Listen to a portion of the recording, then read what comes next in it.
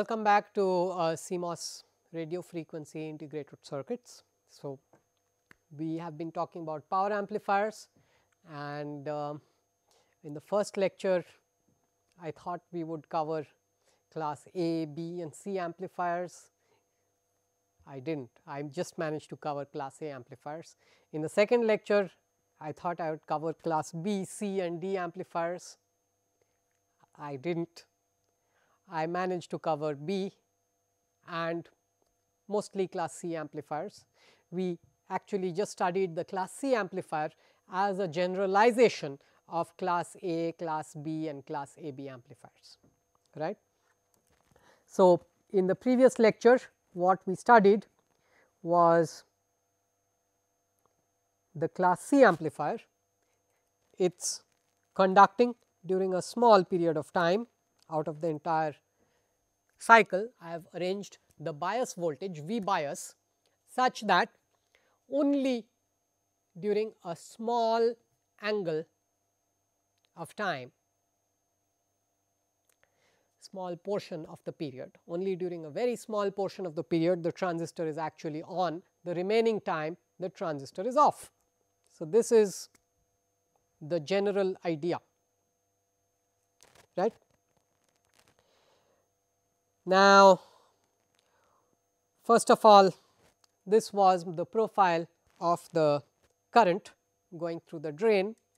Then we figured out what is the average current going through the drain, what is the fundamental of the current going through the drain. Now, the RF choke allows the average current to go through, everything else is rejected, which kind of tells me what is the power consumption of the circuit. The fundamental component can't go through the RF choke, right. It also can't come from the tank, because the tank looks like infinite impedance at the desired frequency. So, therefore, the fundamental component is completely delivered to the load, and therefore, I can figure out what is the power delivered to the load. So, that is basically what we did in the previous lecture, and we had two expressions, one for the power delivered to the load, best case power delivered to the load, and one an estimate of what is the power consumed from the power supply. So, with these two estimates we figured out what is the efficiency. All right. Now, we saw that the class C amplifier, as you decrease the conduction angle, the efficiency becomes more and more, and things look very exciting, but the tragedy is that you are not really delivering any power to the load. As you are improving your efficiency, at the same time you are reducing the total power that you are delivering to the load. What is the total power that you deliver to the load? It is only so much. Okay. And for a certain phi, let us say phi equal to pi by 4, if phi is, that is where we got an outstanding efficiency, right. At lesser conduction angles things are going to be even better, even closer to 100%. So, twice phi is basically pi by 2, so it is something like 1.5, right, between 1.5 and 1.6. So, 1.55, and sine 2 phi is 1, pi by 4. So, 2 phi is pi by 2, sine of pi by 2 is 1. So, this will give me something like 0.55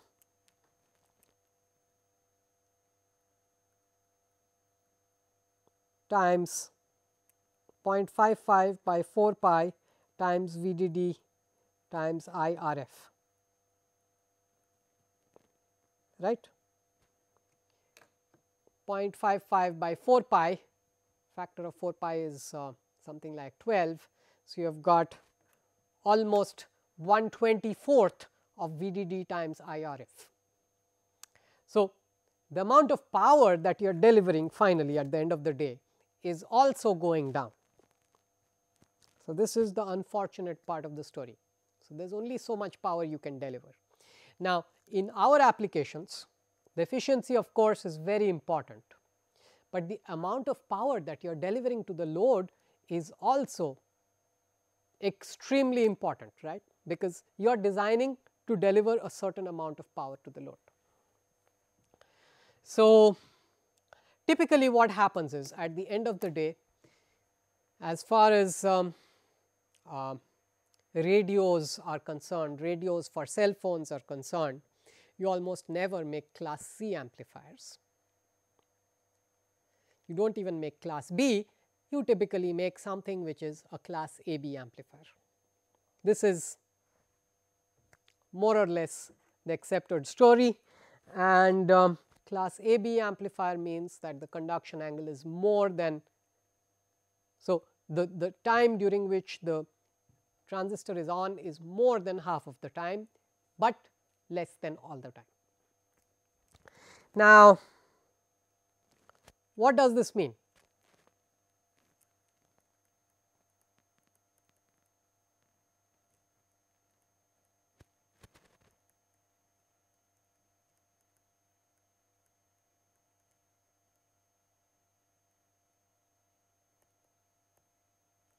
Okay. So, between class A, B and C, typically class A, B is the best compromise. So, we will stop at this, and we will look at a couple of other architectures. One is the class D amplifier. Now, a class D amplifier is a kind of a push pull amplifier. The idea is this. Let us once again draw our schematic.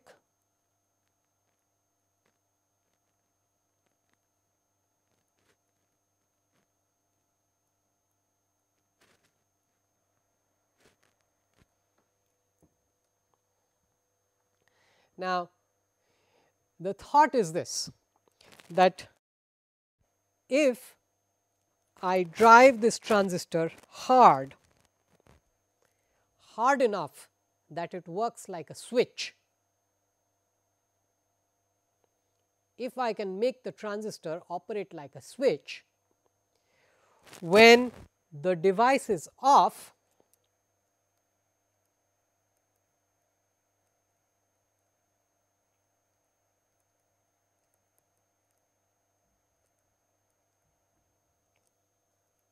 the current through it is 0. Okay. So, the power consumption is 0.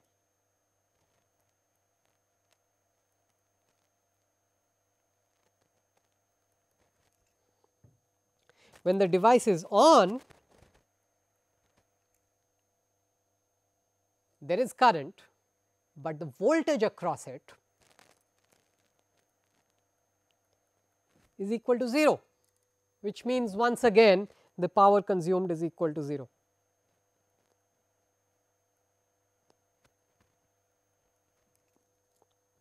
All right.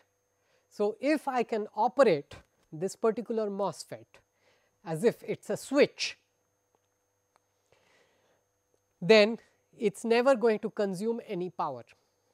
So, I have to drive the voltage at the input of the MOSFET very hard. So, this is like a square wave.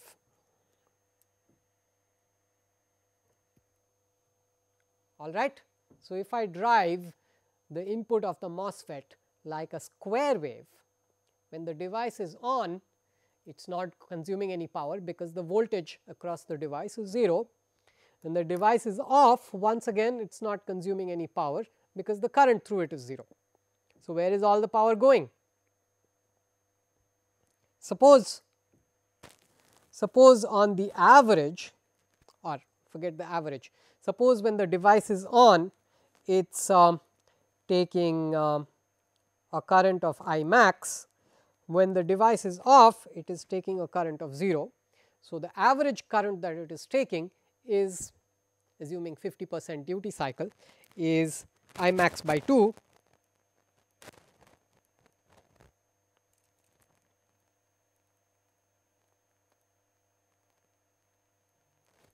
okay, which means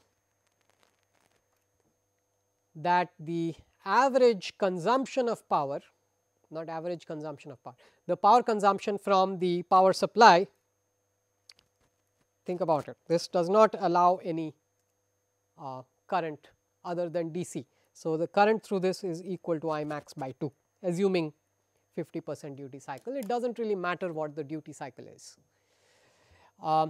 So, that basically means that the power consumed from the power supply is VDD times I max by 2.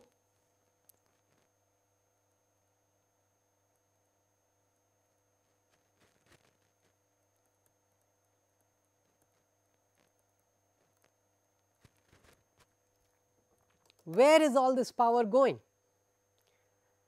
The inductor does not take any power, the capacitor does not take any power, the MOSFET we just proved is not taking any power.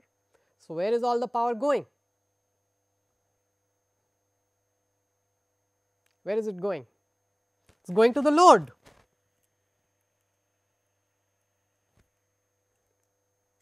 There is nothing else, right? There is just one MOSFET which is not consuming any power. We just proved that it is a perfect switch. If it is a perfect switch, then it does not consume any power. Inductor does not consume power, capacitor does not consume power, the tank circuit does not consume any power, but my voltage, my power supply voltage is delivering power. So, clearly all that power is being consumed by the antenna, there is no other way, right. So, what does that mean? That theoretically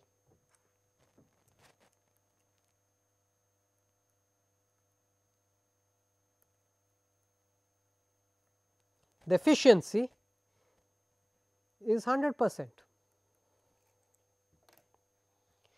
Now, is this correct? Think about it once again. All the power is being delivered to the load. All the power is being delivered to the load. So, therefore, what I am saying is that the efficiency is 100%. There is a little bit of a flaw here, quite a few flaws. First of all, there is no such thing as a perfect switch. Okay. So, in the absence of a perfect switch, the MOSFET is going to consume power and therefore, the efficiency is never going to be 100%. Fine. Let us say that you do have a perfect switch. Does this argument hold water even then? Is this correct? Is it correct to say that the power delivered to the load has an efficiency of 100%?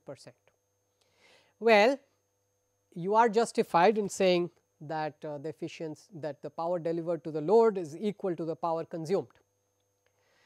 But is all of this power at the desired frequencies? Yes? No?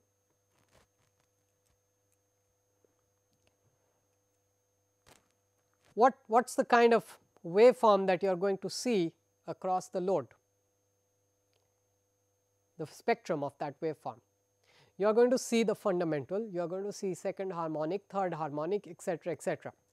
So, all of those harmonics also have power in them, which means that this 100% of the power that you are delivering, you are taking some power from the power supply, translating it to a lot of different frequencies, your fundamental, second harmonic, third harmonic, pumping them into your load, all right, but the desired portion of this is the one that is at the fundamental frequency and not at the other higher frequencies, right.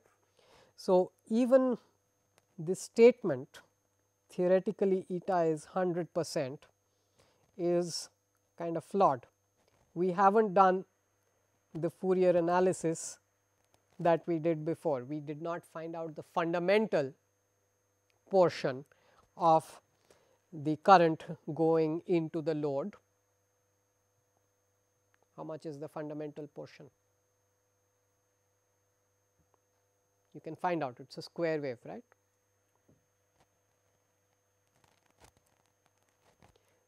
it's not terribly difficult to find out the fundamental of the current going into the load. There is the filtering action, which is why I am hesitating to do it on paper. I do not want to do it on paper.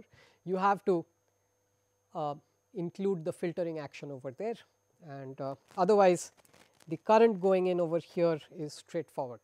You can find out. All right, let's just do it, right.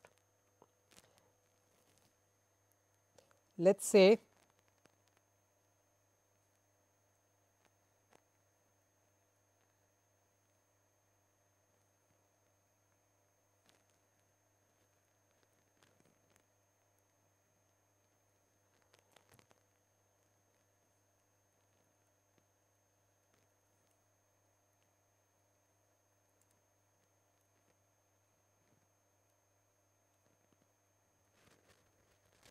that this is the waveform of the current going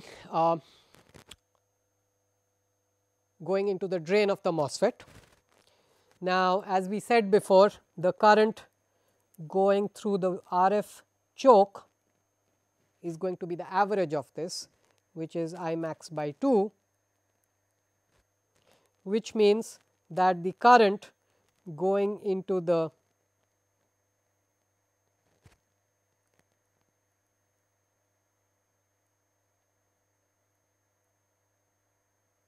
load tank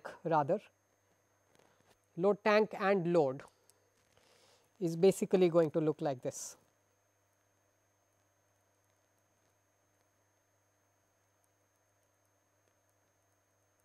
It is a square wave of period capital T.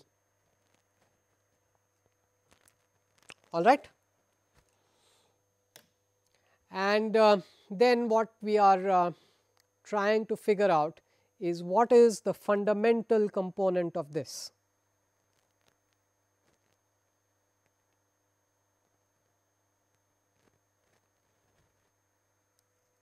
How much is the fundamental component of this? I suggest that you do not go by I estimation over here and actually do a computation. So, your current, we can do actually work on the previous one.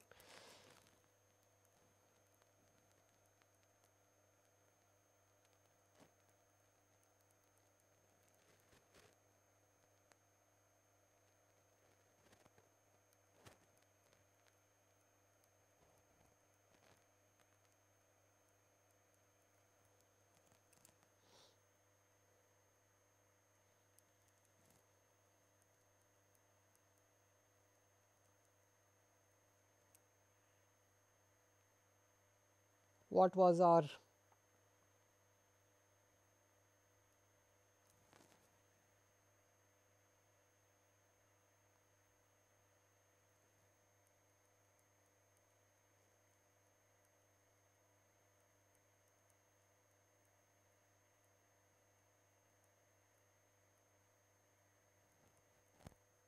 okay. So, this is the fundamental component, and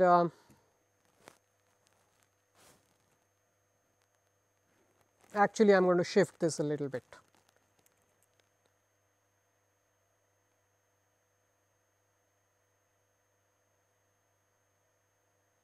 Actually, let us shift our axis a little bit. So, let us not say this is 0, let us say this is 0 and this is t, because that is really what is going to give me the correct result.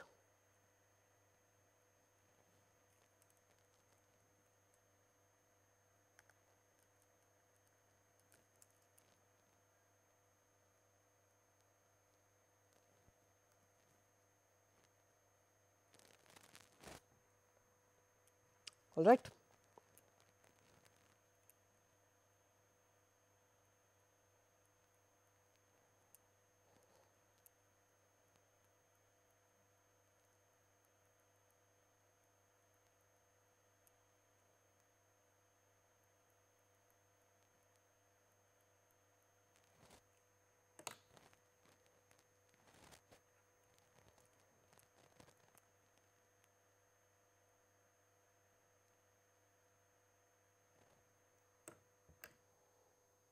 So, that is what I have got.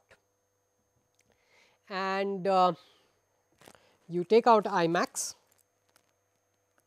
outside the integral and you work on this integral of cos theta d theta is basically sin theta.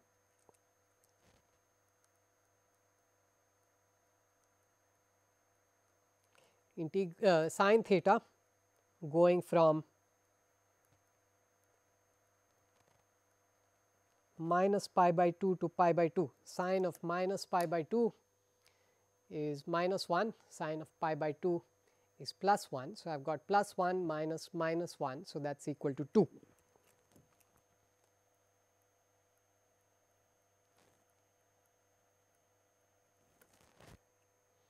So, the fundamental component is really 2 by pi times I max, right. So, that is why I did not put I max by 2 over here, it is not right, it is 2 by pi times I max.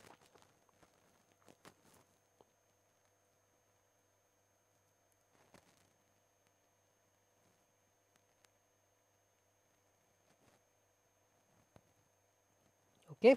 So, this fundamental component is not going to go into the tank, because the tank looks like infinite resistance at the chosen frequency. So, therefore, it is only going to be delivered to the load, which means that the power delivered to the load is the amplitude of the fundamental squared by 2 times r, right. And basically you are going to get I max times VDD by pi.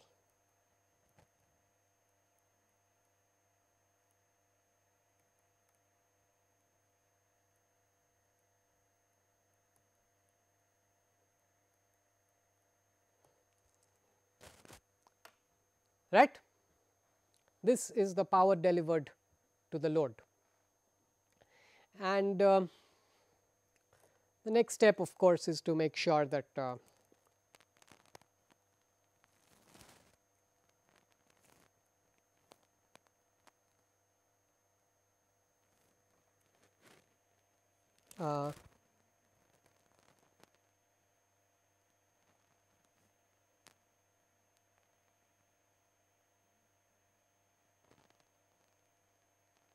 power consumed is I max times VDD by 2.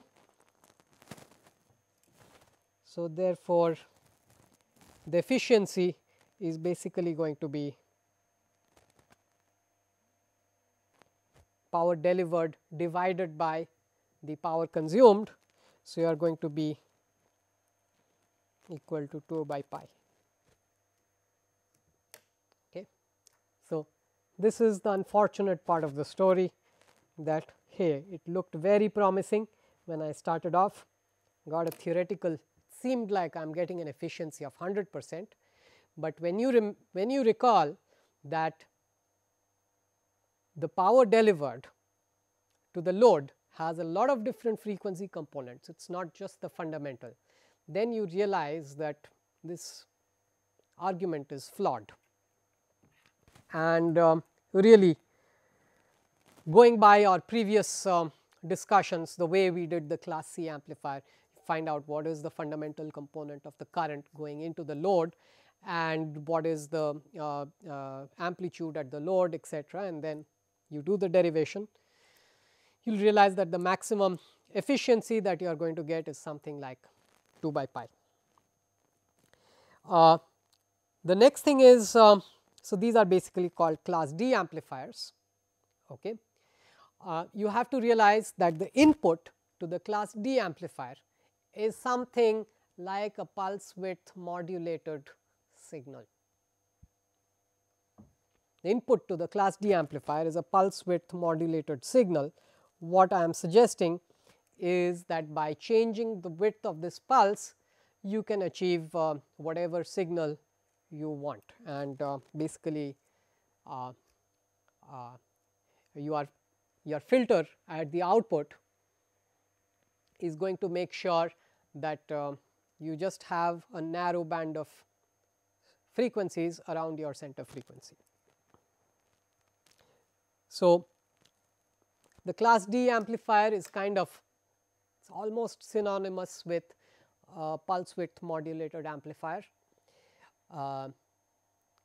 You can conceive of having a sigma delta modulator as the input, driving the input of a class D amplifier, right. A sigma delta modulator is a pulse width, gives out a pulse width modulated waveform. We saw this before when we were talking about frequency synthesis. So, it is popping up in all the wrong places, sigma delta modulation, but anyway. So, you could conceive of a pulse width modulated waveform, that is the input to the class D amplifier, and power is transferred out.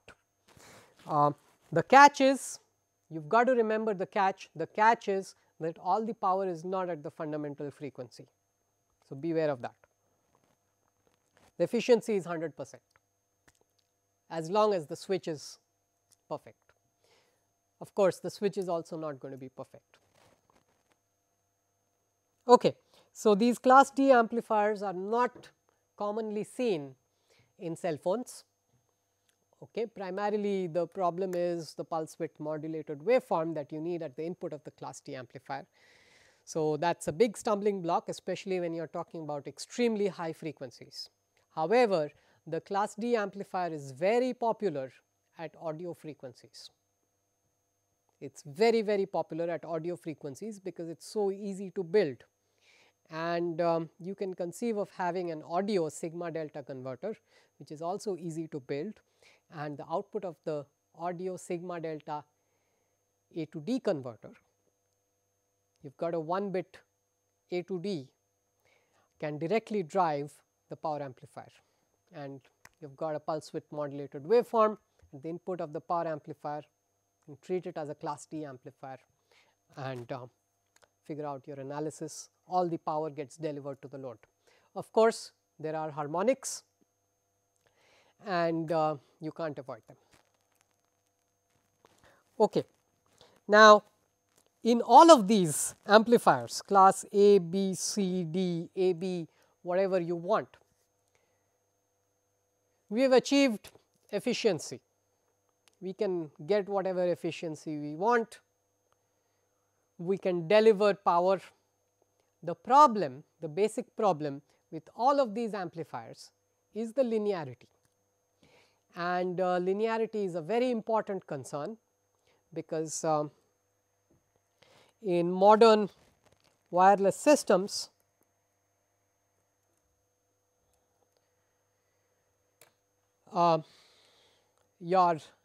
your system has to be very good, very linear, as in you are not allowed to transmit at channels that do not belong to you, right. Your base station has instructed you to transmit at a certain channel, you can't violate that. So, there are some terms that are commonly used. One of the popular terms are ACPR, adjacent channel,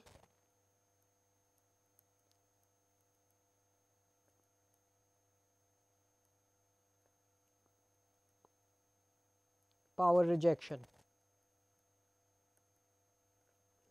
Okay. So, this is an acronym that is used in all the standards documents, right. And so, we saw that just by a squaring operation, you basically smear the signal to twice the bandwidth, right. Similarly, of course, when you do a squaring operation on an RF signal, you actually come down to baseband and to high frequencies. So, squaring is not really the problem. When you do a third order nonlinearity, okay, you will actually see the smearing. Any kind of odd order nonlinearities will smear your signal and will give you power in adjacent channels. So, that is bad for us, and therefore, we want a perfectly linear amplifier. How are you going to make a perfectly linear amplifier? Is it even feasible under the present circumstances? So, what we have got is a power amplifier that is horribly nonlinear. Okay. Your input signal over here and the output, the relationship between the input and output is not at all linear, which means that if the input is a perfect sinusoid, your output will have a lot of harmonics. All right, we do not want these harmonics. In fact, the harmonics are not really our problem. Our problem is when the input is a sum of two sinusoids that are close to each other, then the output will have a lot of other unnecessary components that we should not have been having. So, if my input is sin f1 plus cosine f1 plus cosine f2,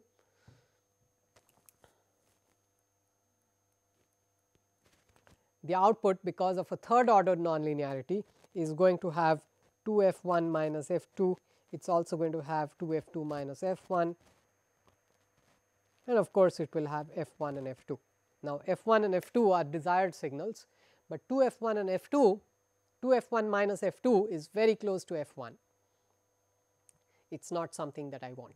2 f2 minus f1 is also very close to f1. It is not something that I want, right. So, this is what basically creates the problem.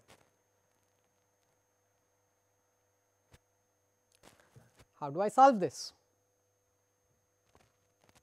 Well, one thought is, why do not we pre-distort the signal?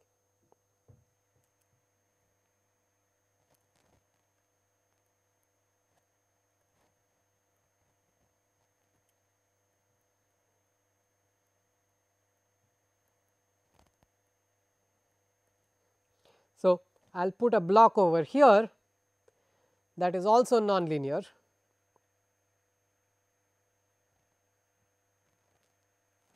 Okay. Then I am going to send it to my PA,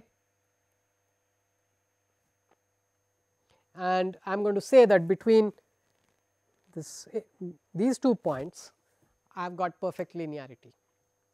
Now, such a system is very hard to build. So is a system called post distortion. So,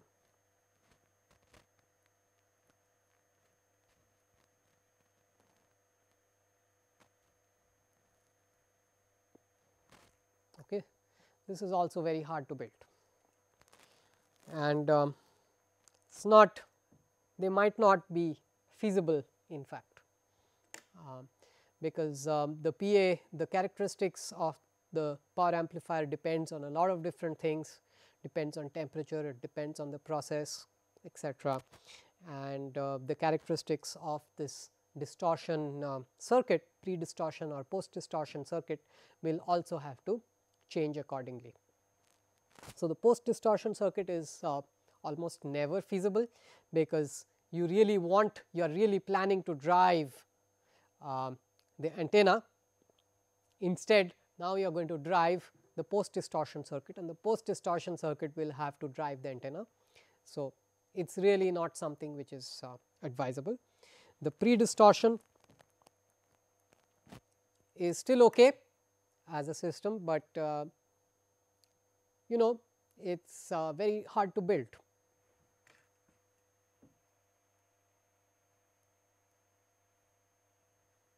What else could we do? Is there anything else that we could possibly do?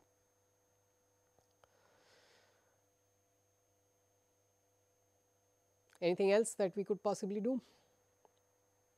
Any thoughts? Well, you can think of using feedback.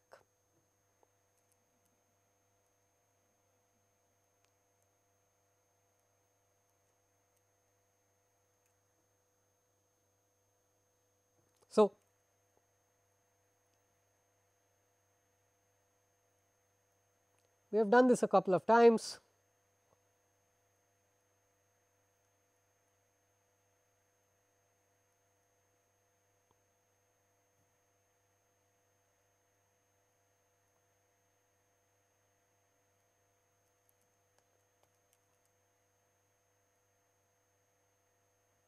This is the general block diagram for a feedback system.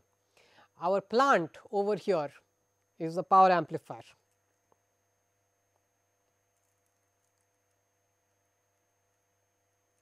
Okay. So, if somehow I could sense the power output of the power amplifier, or if somehow I could sense the quality of the signal at the output of the power amplifier and compare it to what I want, then that is kind of going to give me a linear system, right. Feedback makes sure that the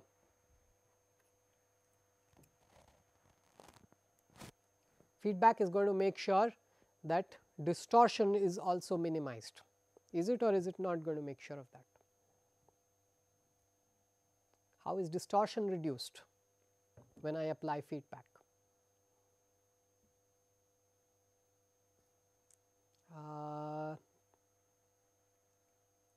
What are your thoughts? No thoughts. Think of this as a high loop gain system. Okay, you always want large loop gain. So, let us say this one is not linear, it is a x plus b x cube. All right, this is x is the input, y is the output. It has some characteristics that looks like this. Now, I want a total gain of a. So, I sense the output, I divide the output by a factor 1 by a and I compare it with the input.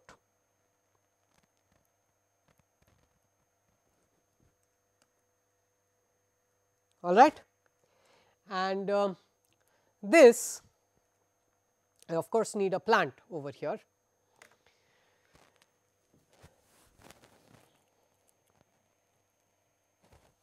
I am sorry, I of course need a controller over there. This comparison gives result to an error signal. All right. And if the loop gain of my system is very large, then the output is equal to a times the input. If the loop gain is very large, then E has got to be 0, because if E is not 0, then X is going to be infinitely large. Let us say this has extremely high gain.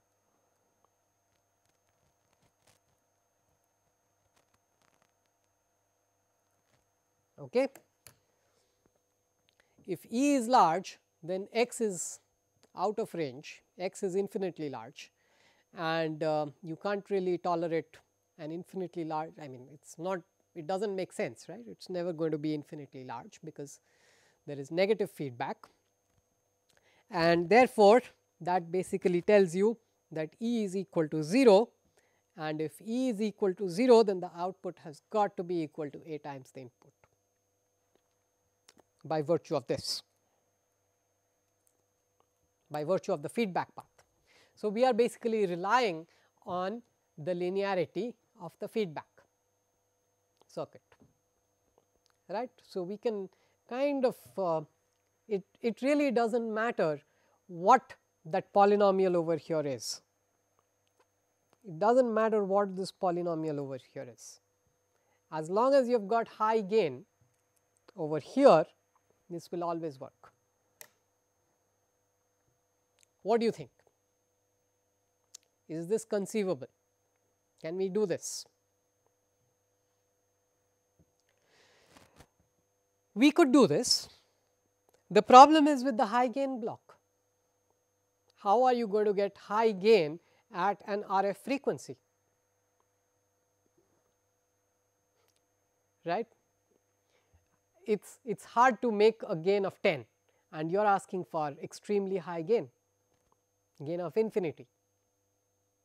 It is not really conceivable to make such high gains at RF frequencies unless we put a tuned circuit over there, right. Now, if we do put a tuned circuit over there that has extremely high gain at the chosen frequency, then that means that only at that chosen frequency is the feedback system making any sense. At other frequencies, the output can be whatever else it possibly wants to be. Agreed? So, you could make a high gain amplifier at a tuned set of frequencies, right. That is kind of conceivable, not at all frequencies. Okay. So, this is one thought, one direction of thought. The next thought is it possible that we do not deal with high frequencies, we translate this entire portion to a low frequency?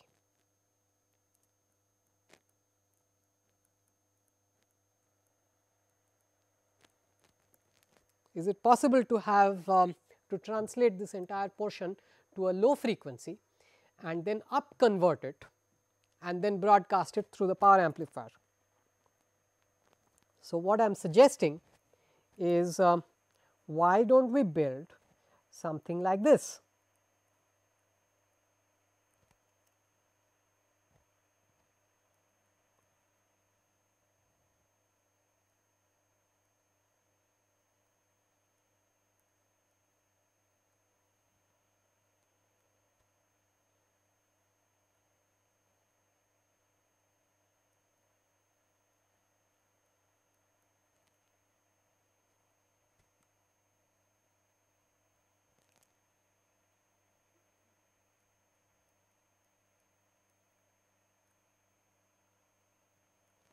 H of S is an integrator over here.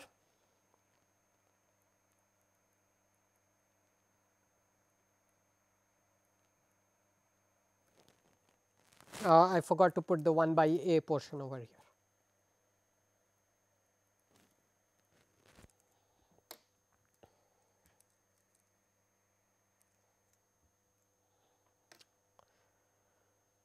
Now, what is going to happen?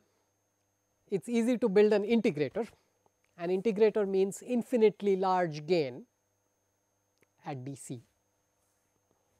So, around DC, the error signal over here is 0.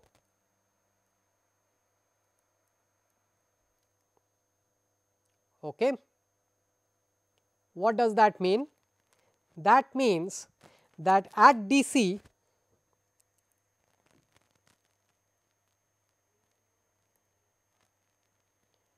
these two signals are equal. Okay. That means, I am sorry,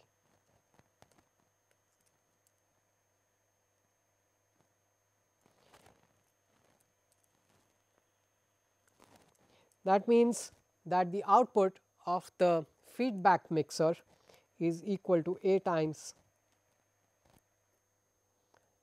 the desired output.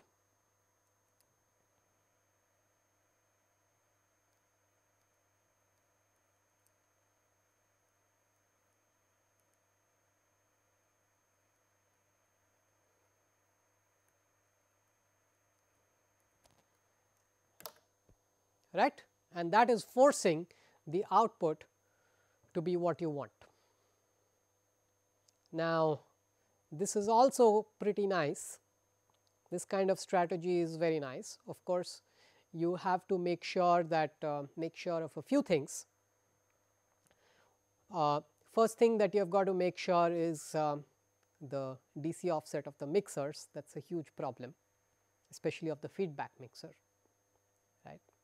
So, you are almost never going to choose DC as your frequency of choice. Maybe you are going to choose something offset from DC by so much frequency. In that case, your H of S has to be designed to have infinite gain at that particular frequency, right, at the IF frequency. So, it is not too difficult to build such an H of S. As long as it is not DC, it is okay, it can be some small frequency. The next thing is of course, the fact that you have in band and quadrature phases, and you do not want them to get mixed up, right. So, you can modify this architecture a little bit.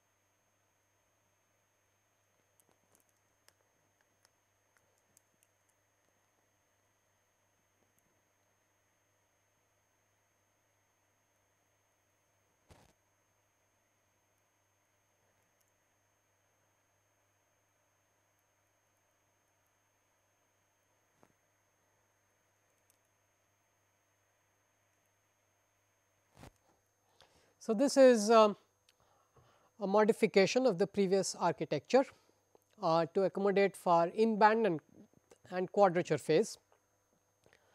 This is actually a very popular architecture as far as the transmitter is concerned.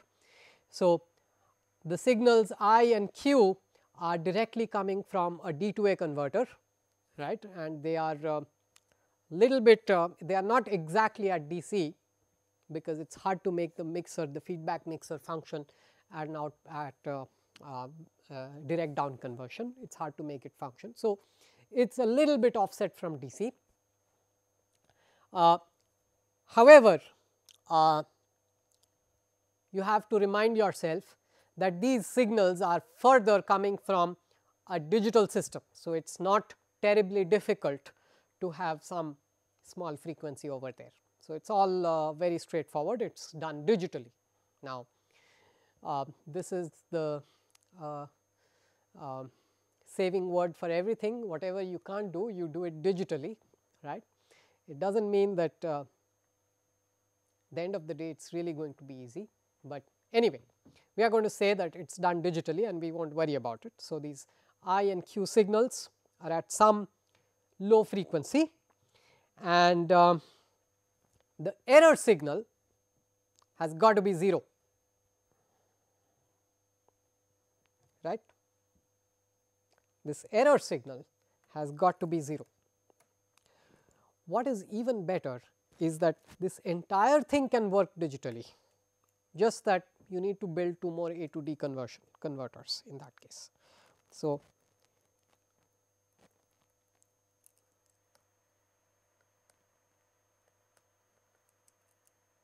it is feasible to make this entire block in the digital domain, okay, but you will need 2 extra A to D converters, which may or may not be justified. So, over here what we need is some sort of an analog subtraction. It is not terribly difficult to make an analog subtractor at low frequencies. The filter, what I have termed H, it is a continuous time filter. H has to filter out all garbage, all the other higher harmonics, and it has to make sure that within the band, within the band of where you want your output to be faithful to I and Q inputs, signal passes right through. So, that is what you have to make sure when you design H of S. And then the quadrature mixer is of course something that we have studied before. The power amplifier can be a nonlinear power amplifier, it does not matter, and the rest of the system is straightforward. Now, what is of great concern over here is the mismatch between the I and the Q path. So, if the I path, you have made an H of S for the in phase, you have made an H of S for the quadrature. If these two are not identical, then you have got a problem. Similarly, you have made an attenuator 1 by A for the in phase, you have made an attenuator 1 by A for the quadrature. If they are not perfectly equal to each other, you have got a problem. Similarly, the subtraction, this particular unit over here, right. These two also have to be perfectly matched to each other, otherwise the in phase and the quadrature phase are not going to be exactly what you want. You are going to get some constant times the in phase plus some other constant times the quadrature phase, which is not what you want. This particular error is kind of broadly called, it has a term which you will see in your standards documents. It is quantified as EVM.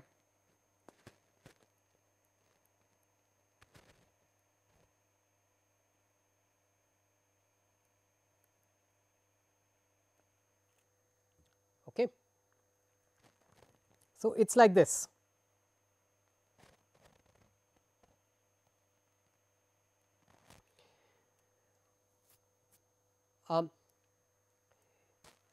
The I, this is the in phase I, and this is the quadrature Q, all right. These are the in phase and the quadrature phase phasors that we are talking about. Think phasors now. So, the phasor of the in phase is a certain magnitude, the phasor of the quadrature is a certain magnitude, means that the net signal is the vector addition of these two and the net signal has a certain magnitude and phase, all right. Now, these in your communications books you will see a constellation diagram. Suppose you are doing something like binary phase shift key,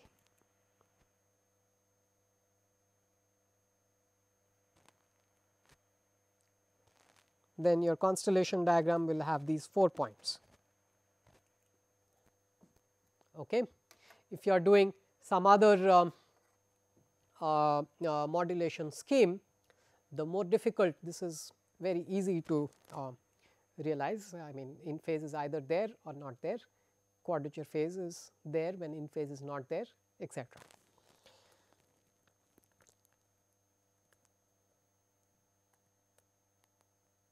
The other more difficult schemes are when the constellation diagrams are all over the place.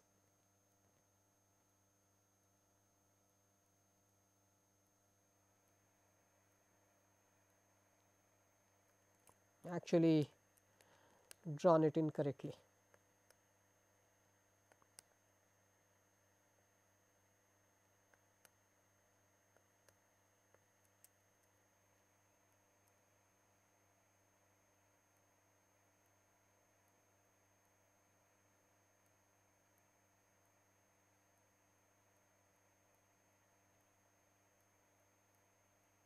So, this is called 16 QAM. Okay. There are 16 symbols, 16 possible symbols. At every instant of time, you are actually sending one of those 16 symbols. So, which means you are sending 4 bits at a time. So, it improves the data rate of communication. So, 16 QAM is used quite often in modern systems, modern cell phone systems. And so, if you have made a mistake in this phasor, if the I path has gain that is different from the Q path, so you probably wanted to go over here, but your I path, let us say, has more gain than the Q path. The Q path has less gain, which means you will come somewhere over here. Now, the decision as to whether this particular symbol belongs to this or this, if that decision is clear, then you have met your EVM requirements. If that decision is wrong, then you have not met your EVM requirements. So, the modulation scheme is kind of going to tell you what is the maximum error in terms of I path and Q path gains are concerned you can tolerate. So, the error vector magnitude is let us say this was the desired phasor, instead I have achieved this phasor. So, the error vector magnitude is this much.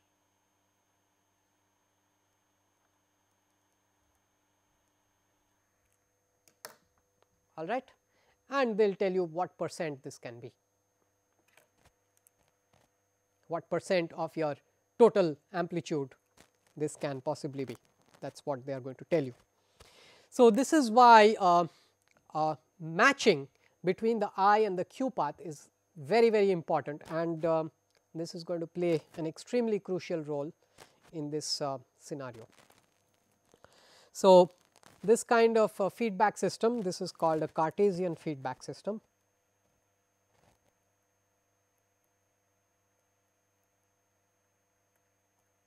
This is very, very popular in modern radio architectures.